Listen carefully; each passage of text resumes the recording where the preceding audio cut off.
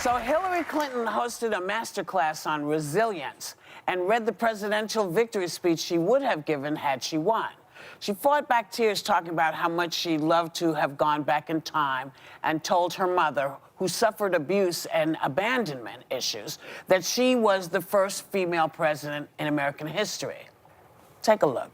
I dream of going up to her and sitting down next to her, taking her in my arms and saying, "Look at me, listen to me. You will survive. You will have a good family of your own and 3 children. And as hard as it might be to imagine, your daughter will grow up and become the President of the United States. America is the greatest country in the world. And from tonight going forward, together, we will make America even greater than it has ever been."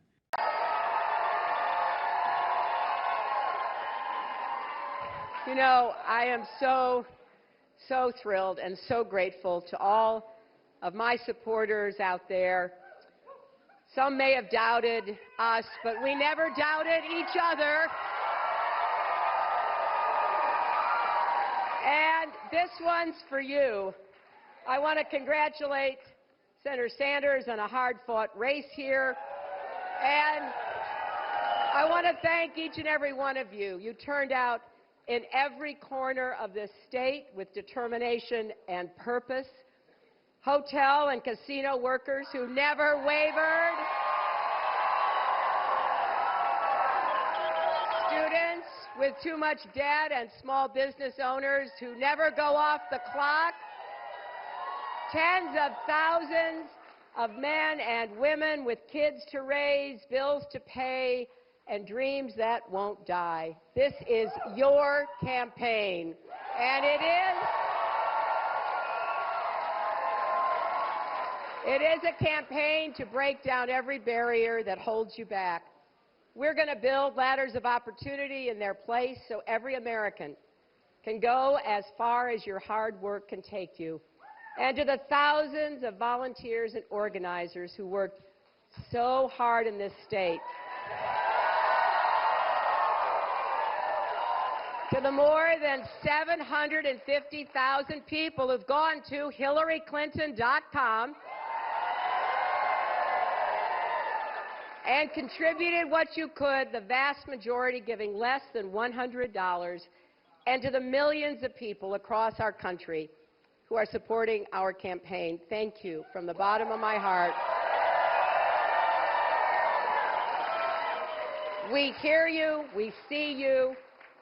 We're incredibly grateful to you because we're in this together.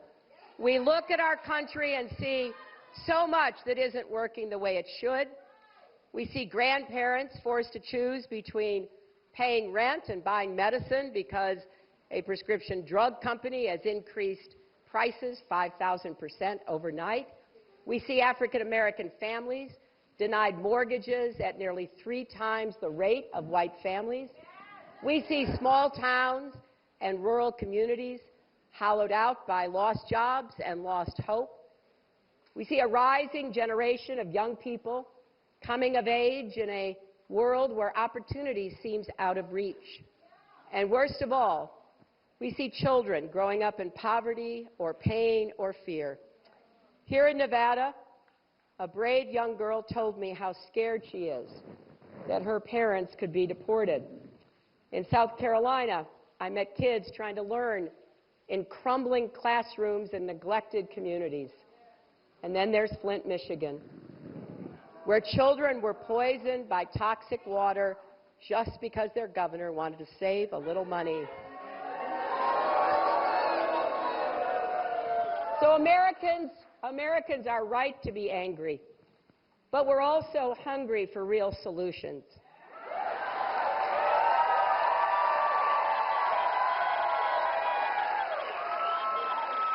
In the campaign, you've heard a lot about Washington and Wall Street. We all want to get secret, unaccountable money out of politics. That starts with appointing a new justice to the Supreme Court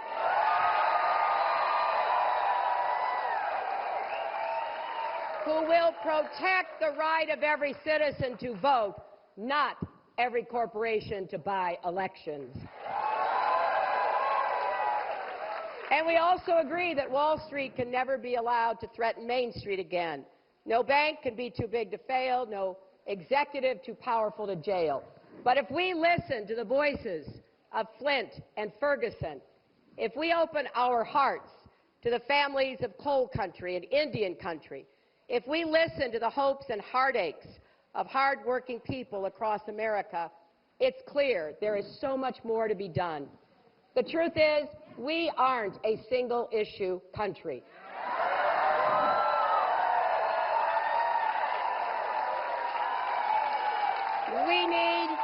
We need more than a plan for the big banks. The middle class needs a raise, and we need more jobs. We need jobs that pay well and can't be outsourced, jobs that provide dignity and a future. We can do it by unleashing the innovation of our entrepreneurs and small businesses. We can do it with new investments in manufacturing, infrastructure, and clean energy, especially here in Nevada, which should be the center of solar power.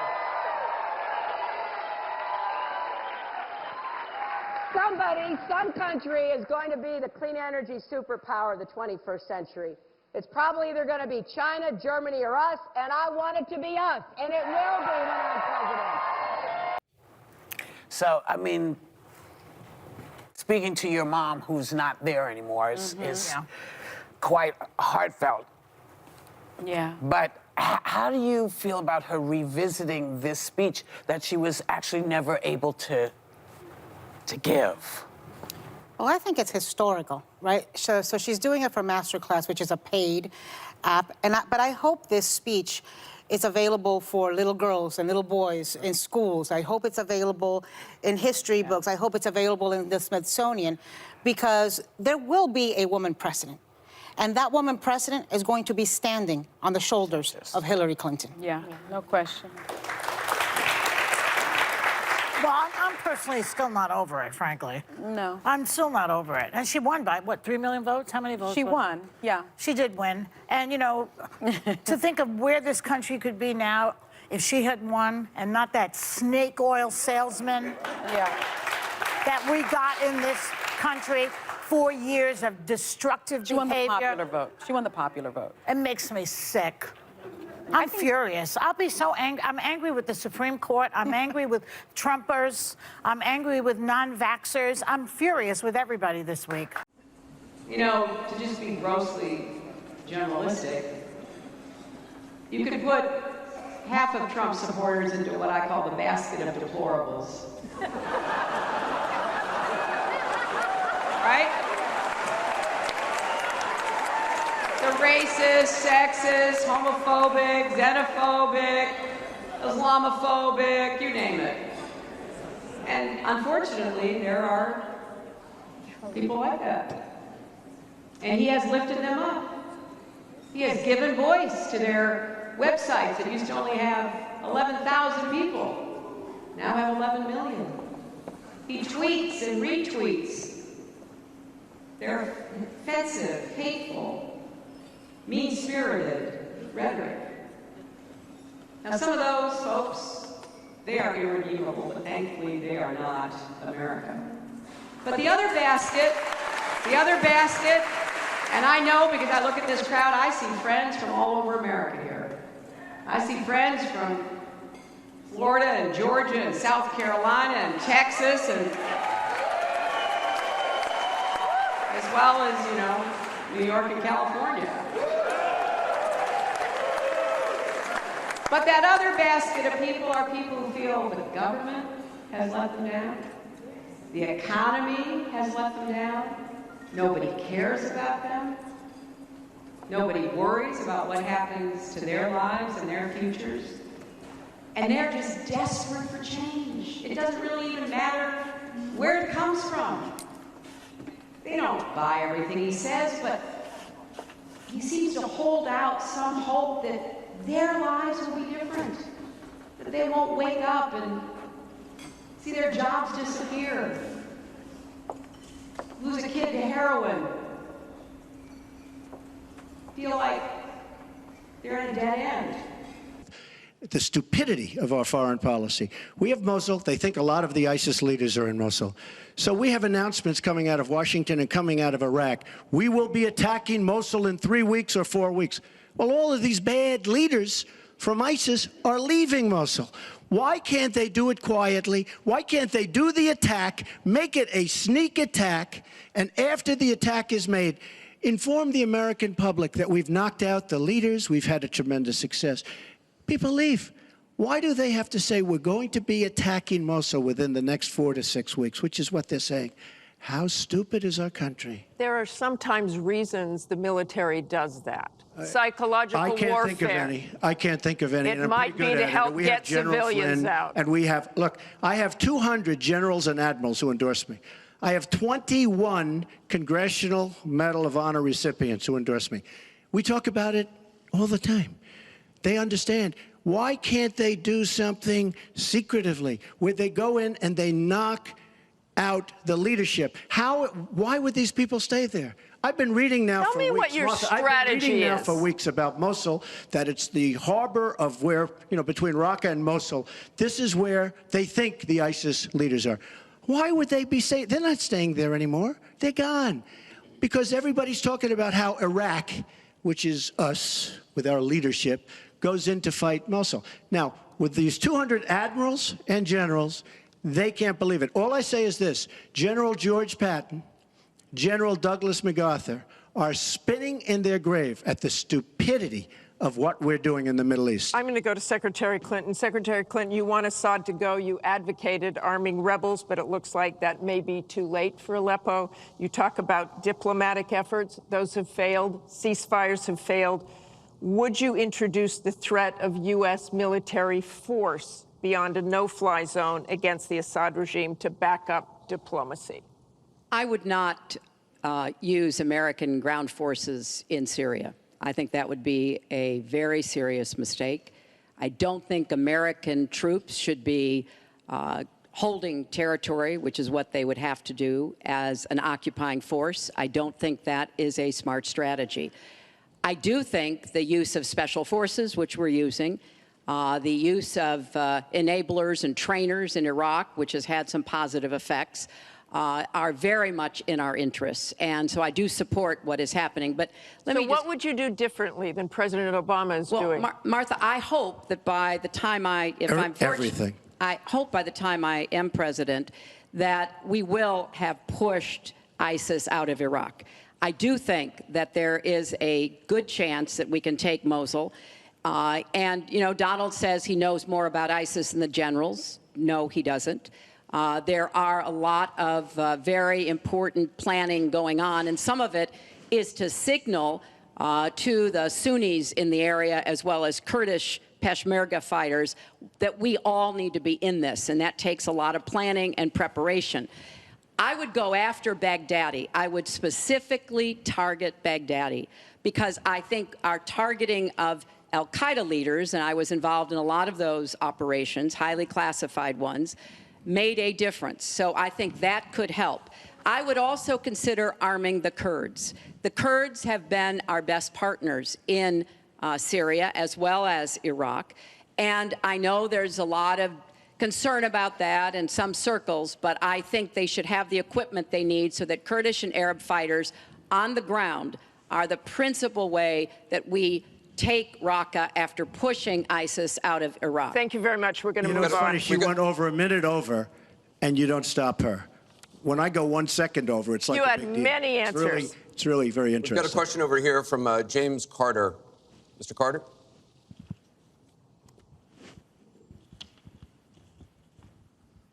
My question is, do you believe you can be a devoted president to all the people in the United States? That question begins for Mr. Trump.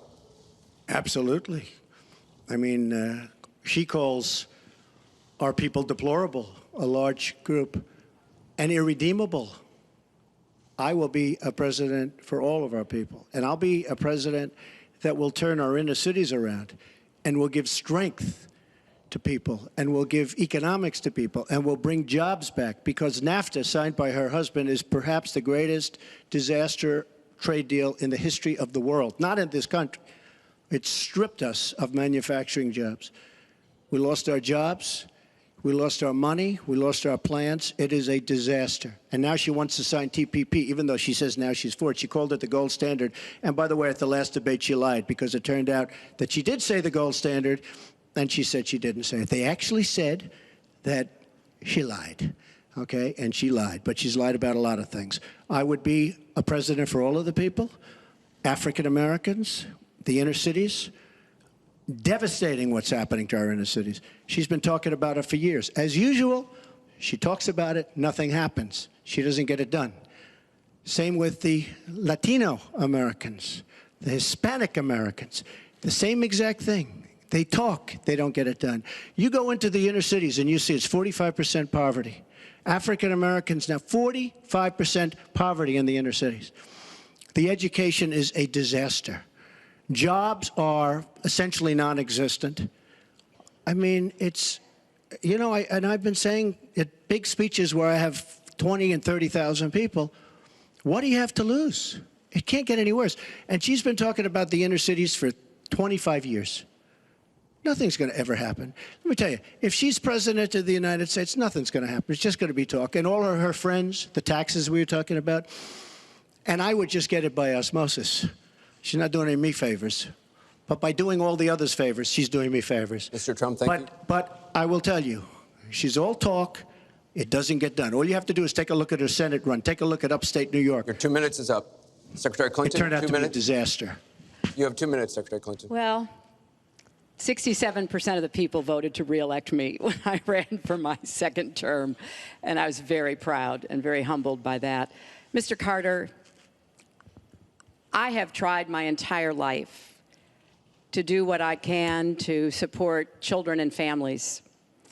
You know, right out of law school, I went to work for the Children's Defense Fund, and Donald talks a lot about, you know, the 30 years I've been in public service. I'm proud of that. You know, I started off as a young lawyer working against discrimination against African American children in schools and in the criminal justice system. I worked to make sure that kids with disabilities could get a public education, something that I care very much about. I have worked with Latinos. One of my first jobs in politics was down in South Texas, registering Latino citizens to be able to vote. So I have a deep devotion, to use your absolutely correct word, to making sure that every American feels like he or she has a place in our country. And I think when you look at the letters that I get, a lot of people are worried that maybe they wouldn't have a place in Donald Trump's America. They write me, and one woman wrote me about her son, Felix. She adopted him from Ethiopia when he was a toddler. He's 10 years old now. This is the only country he's ever known. And he listens to Donald on TV, and he said to his mother one day, will he send me back to Ethiopia if he gets elected?